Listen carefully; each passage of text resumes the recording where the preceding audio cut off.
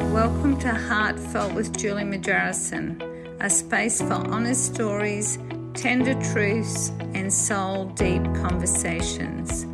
I'm your host, Julie Margerison, and here we explore the questions that stir something real in us. Questions about joy, fear, healing, and the moments that shape who we are. Each episode is an invitation to slow down, go deeper, and hear the kind of stories that remind us we're not alone in this human experience. So wherever you are right now, thank you for being here. Let's begin. Welcome to Heartfelt with Julie Margerison. I am so excited. We're in 2026, and what a way to start some of my podcasts for the year. And I have Mags. Mags is from New Zealand, and Mags was a guest for me with episode 11 last year. And here she is. Hi, Mags. Hey, how's it going? Oh, it's going really well, Mags. How are I'm so you? excited to be back. Long time no hear. Happy New Year, everyone. Yeah, Happy New Year to you too, Mags. Did you see the new year in? No, I'm really old and crusty. I just went to bed and watched TV. I didn't do any fireworks or no family celebration, and that was fine. It was really cool just to chillax and yeah. What No. about you? What did you do? Well, I was going to watch the fireworks, but we had a big storm here, and I was going to do a ritual and burn off all my great learnings for 2025, but it was storming, so I ended up burning it over the railing and let it fall down on the grass, and it burnt really well. So it was still in ceremony, but just not how I thought it'd look. Cool. Yeah, Really cool. yeah. Well, I'm so excited to just chat away and if what I've been through over the last little while helps someone else, well, that's cool. But it's going to be all about the tools that I've found that have helped me ground myself and get back to center. Yeah, yeah, I would love to hear about this because for people who don't know, you can catch up on episode 11 when we first interviewed, and also we've had lounge chair chats throughout last year. But Mags has cerebral palsy and she's in a wheelchair. So it's not like she can go out and hug a tree and be on the grass and stand up and ground herself. So I would love to know about your grounding techniques, Mags. Well, the first thing that I want to tell you is that the first thing I learned about was to shut my mouth and to um, actually stop complaining for 5 minutes. That was my homework this week.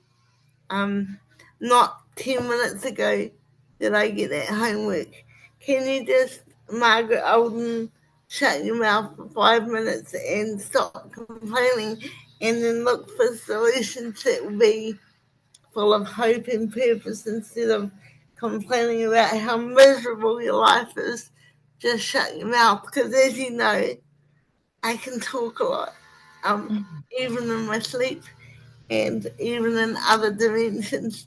So this is interesting. I thought, how's this going to go? And in the actual fact, you know what?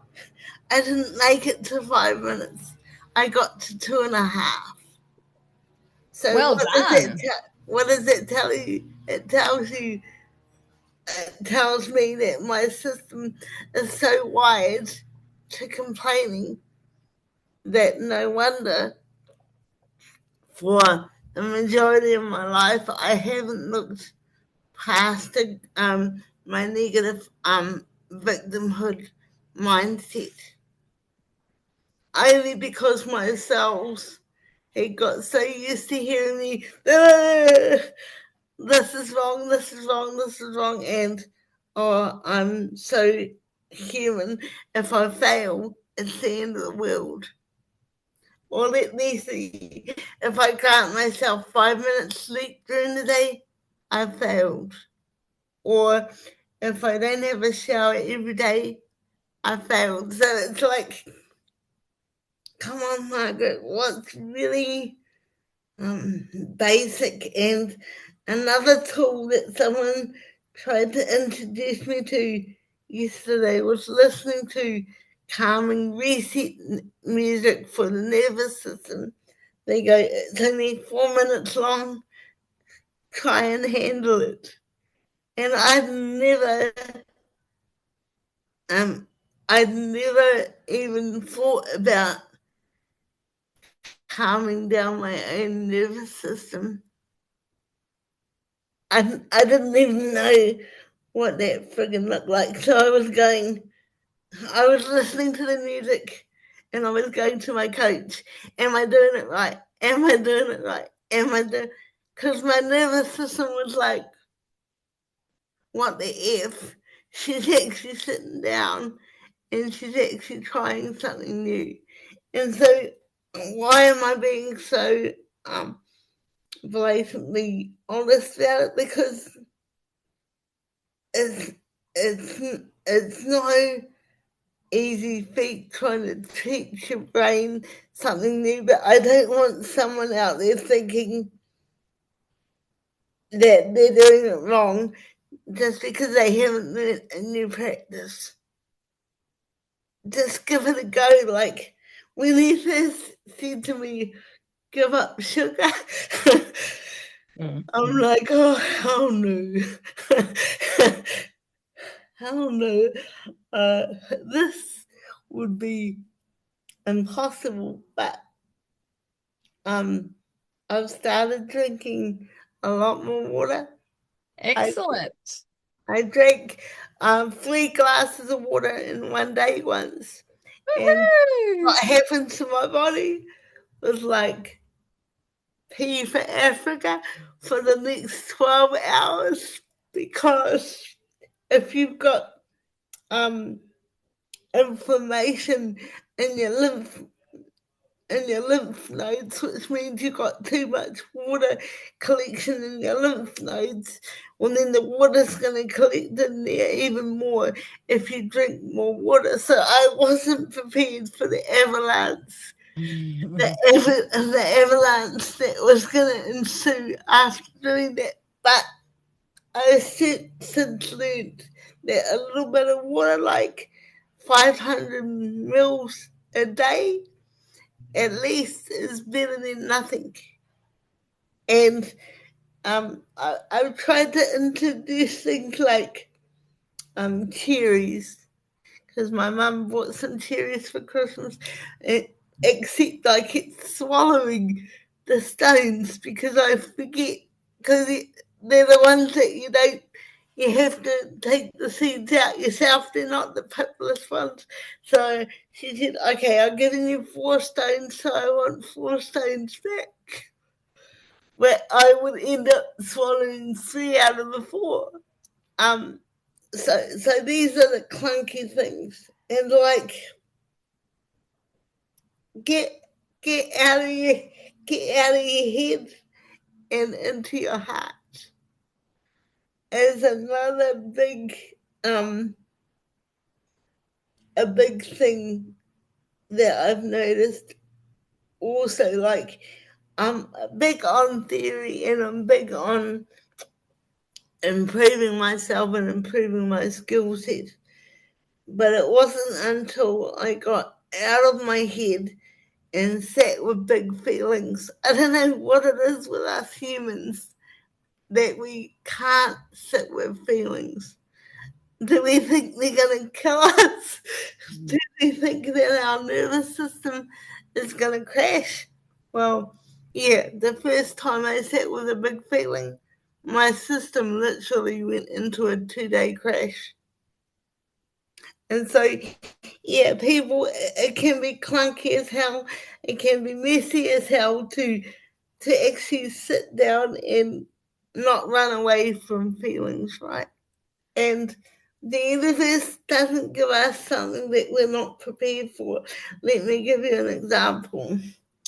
When Julie said to me yesterday, "Are you ready for a podcast opportunity this morning?" I'm like, uh, uh, uh, uh, I don't know, because to my mind, I hadn't done anything of significance.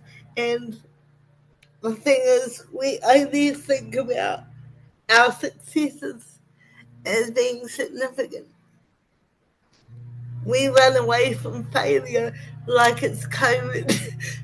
We think, if I fail at something, then I haven't I haven't achieved anything, or I haven't won anything. But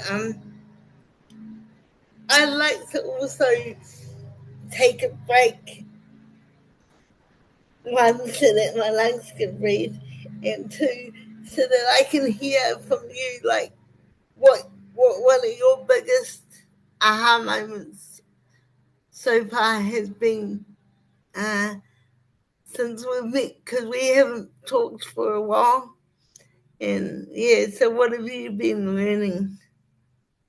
Well, thank you, Max, for asking me. Can I just say how what you're speaking about with your journey, how it's relatable to me? Do you mind me sharing? Are you okay Yeah, with that? that's really cool. That's a really good idea.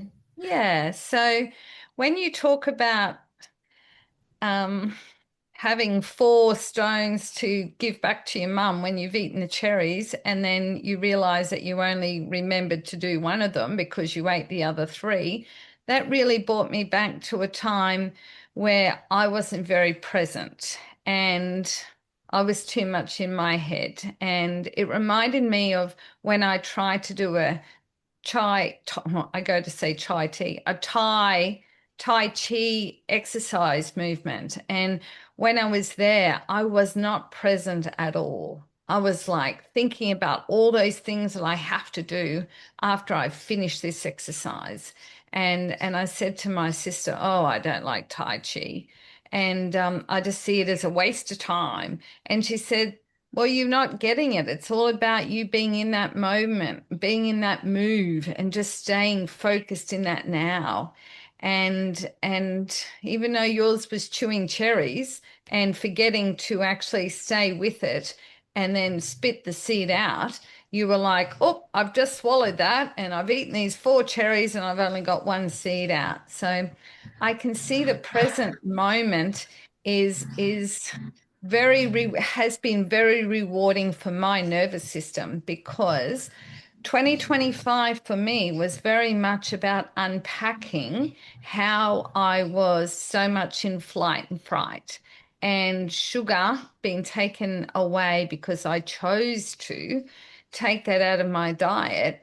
I really had this unsafe feeling in my body, and sugar would actually make me feel safe. And once I removed it, I could really feel how on edge I was. And so when you speak about shutting up for 5 minutes and you could only do it for 2.5, that's exactly the same. All of it is all the same for me, is how I see it. It's all about being in the present moment, being in the stillness, being in that moment, not being past that moment, but being in that moment. And so I feel like it's all under the same banner. And once I actually got better at learning that, I actually regulated my nervous system, and my irritable bowel disappeared. And I had been suffering from irritable bowel syndrome for over 20 years. It was so debilitating. I couldn't leave the house of the morning. I couldn't go for a walk in the morning because I needed a toilet. I needed a toilet 5 steps away from when I had that pain in the belly. It restricted me with travel. It restricted everything in the morning, like around from before breakfast and after breakfast. And now I'm so excited that I can go for a walk of a morning. And you were talking with me before we pressed record about how much movement is so good, and you'll talk to me about it again while we're recording. But I had found that I had been so stationary because I was so scared for leaving the house, and that was helping keep all this body, visceral energy stuck in me. And now that I'm moving, I'm going next door to hug a tree, to be with tree energy. I'm going for my walk in the morning. I've got that movement happening again, and I'm actually feeling the body, all my energy fields releasing of all this crap that I have picked up over the last 20, 30, 55 years. So it's been amazing. It's been amazing. So Well, I just wanna fire up. I just wanna honor that because first of all, hugging a tree, go you. Um, mm, not many people can hug a tree. I mean, we've all got the ability, but some people find it hard to connect with nature. But actually, trees and they have an innate ability to not only bring us back to center, but you know that I have an ability to talk to trees and they talk back. But sometimes, if I'm lucky, I can get close enough to a tree and feel it. And sometimes you can actually feel, no joke, people, the rhythm of a tree. And so, go you for hugging a tree, and go you for how you've been able to um, regulate your system, and it's not easy. It's it's not an easy feat to go from fighting and flight all the time. I've been living in survival mode still, and so coming out of survival mode because I no longer have a saber-toothed tiger chasing after me. I never did, but yeah. my nervous system was still stuck there. So I'm back. I'm coming home to that. And where you were when we first met is where I am now. So I'm thankful that all those times that we sat here and interviewed, that you were a mirror of what was to come for me to re-regulate and reset. And there's no shame in doing that in community, but No. also by yourself as well. And Yeah. like, I'm not sure how often you get to go to the sea still, but I know water is very much um still a very important um beingness for yourself. And so yeah, do you still get to go to the water? Yeah, I do. I live an hour away, but it wouldn't be, I'd go fortnightly. But now that I actually have the tree energy, and I'm so excited to hear that you actually hear the trees talk to you, because I can feel the vibration, and each tree has a different vibration, and that's just opening up for me. So I'll be so excited if I can actually hear them talk to me, which I wonder whether that will open up as I get more in tune with my gifts. But Well, it's I have um an exciting piece of information that I'm just blown away by. A friend of mine who is a heritage tree protector and all things forestry and goodness. Um, gave me the opportunity, or I asked her for the opportunity to read for a couple of her members of the tree community. And so I've been learning how to ask for permission from the trees to hug a tree, and then if I'm lucky, I would learn about the different vibrations from the different trees, because they do have different vibrations. So here's the key that I found, because I just asked. I said, look, Mr. or Mrs. Tree, depending on whether they're female or male, because you can tell. Do I have permission to learn from you how you communicate? Or do you have a message for me that will help me recenter my heart? Because their heart rhythm is very similar to our rhythm. And that's why when you go near a tree, you can feel kind of this invisible kind of protection around the tree. That's why horses and animals only go so far. They don't actually touch the tree. Okay. Because they know that there's a kind of wall there, and so the tree knows how to protect itself, because it's kind of a vibrational field. So it's really interesting to me that you've let that open up for yourself. And when I started doing tree work in my coaching practice, people thought I was like nuts. But it does work for resettling the nervous system. If you are sick of having a jingly nervous system, be prepared to ask the universe for different ways of doing it, because you don't always have to go to medication. And I think also one of the most powerful tools that I would like to introduce now is the tool of forgiveness, right? Of coming back to the space of going, hey, you know what? You've given me the gift of forgiveness, and when you've been given the gift of forgiveness by someone else, then you can give the gift of forgiveness to someone. You can pass it on. And so that was amazing, like the kind of gift that keeps on giving.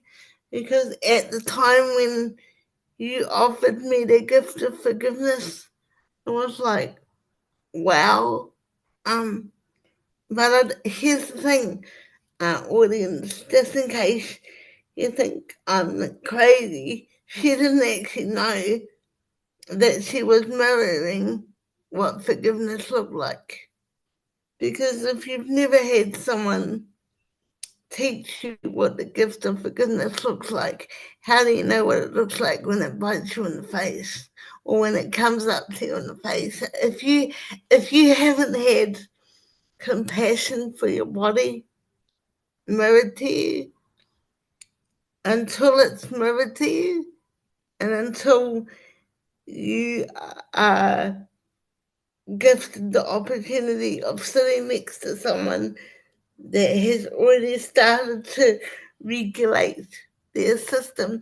Like when we first had our first interview, I had no idea that the universe was actually using you as a mirror of what was going to be possible in 6 months to a year. And I'm so grateful for that opportunity, not only for the podcast, but to be gifted that mirror, because now I can mirror that for someone else when I've got the practice down in my system. There's no point in going, okay, people, I've got to level 101, baby steps, right? I'm no longer, I don't coach as much as I used to, although I do still coach.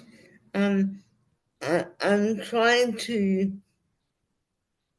concentrate on recentering myself and getting myself back to basics, like real basics. Beautiful. Beautiful. So That's thank you. beautiful. Oh, thank you, Max. Thank you very much.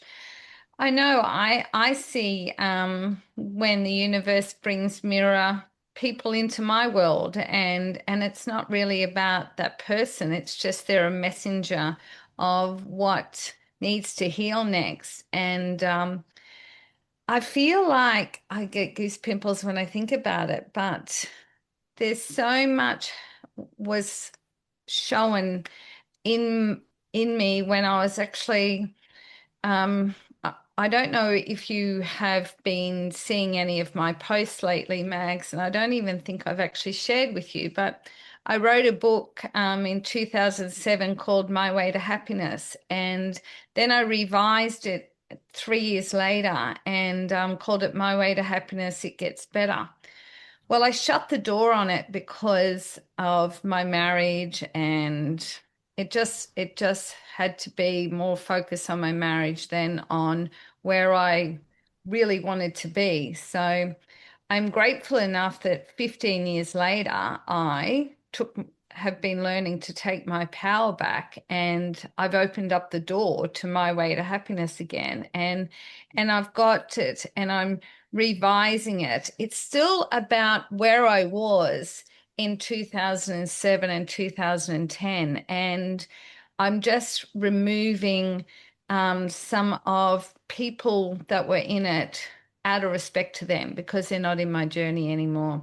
And also to expand on a little bit because where I was 15 years ago, I really didn't believe my story mattered. And I was very much in that people pleasing mode and all about keeping my marriage together and being that family unit. And So is that why the movement was born? yeah, well, you know what? I'm getting goose pimples because when I've been rewriting it just over these last few weeks, it was like, oh my goodness, that's why I say your story matters movement. And because it does matter. And I was having a voice and then I shut myself down. It was my choice, what I did, and now I'm yeah, rewriting it. Not totally. It's still about where my story was back then, but it's being revised. And I'm so excited. So is it coming out? yeah. It sure is. I'm haven't finished it yet. And it really shows how 15 years ago the tools the tools that I learned, I actually saw it that there was a finish line, but 15 years later, I see that there is no finish line. It's a spiral. We might think we've got it, then we've got to come back around and then we have to look at it again and we revisit it and we revisit it. And so it's really interesting to see where I was 15 years ago to what I've learned now. So I feel that I have to honor my growth of where I was. And the plan is once my way to happiness, it gets better and better, comes out, then my journey of what's been the last 6 years or so is going to be a second book called Embracing My Uniqueness. And that will be this growth that I'm on now and seeing that there is no start and finish line. It's like peeling an onion or going on the spiral where you go, oh, I think I'm got it, and then oh no, here I am again, and here I am again, and see the growth. So I didn't know I'd be telling you all this, Max, but it felt Well, that's like I had amazing. to. Can I just share something really? Um, I would love to hear what you Oh want to my share. God. Now I understand. I've been seeing spirals everywhere. Yeah, that's right. I've little concrete spirals like those shell things that you and I've been seeing like ancient spiral on grass, and I've been seeing ancient like tattoo spirals, and I've been seeing geometrical shapes Yeah, and sacred more geometry. spirals, and I'm like, holy crap!